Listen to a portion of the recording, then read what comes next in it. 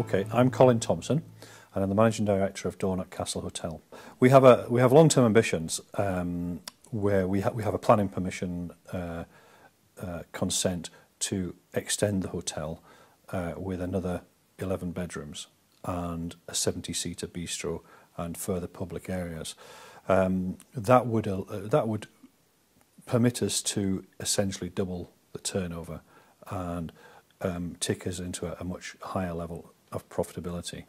That said, now may not be the time to go ahead with that process, and we may have to wait 2 or 3 years until the economic circumstances are slightly improved before we exercise that option. But the option's there for us in the future. I know that you've already been down to our biomass boiler plant. The boiler is a 250 kilowatt burner. It's the largest in the UK from that particular manufacturer.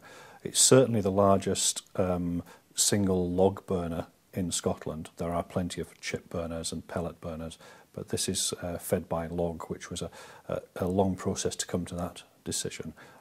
Quite an expensive option to go for at the time. But now that energy prices are climbing very quickly with the Libya conflict and various other conflicts, we are now seeing the benefit of going for wood. We've opted also to go for solar panels. We have planning permission for solar panels for 20 square metres, and we hope to add those within the next 12 months, which again will cut down on the amount of wood that we have to buy for that process. But to go down this green route, you have to be extremely committed towards it. We have the attitude in here that no longer can we go and press the button and switch the gas on or switch the oil on or switch the electricity on. That can't be an option anymore. We were faced with spiralling cost to start with, so that helped to push us towards the wood option where the price was stabilised.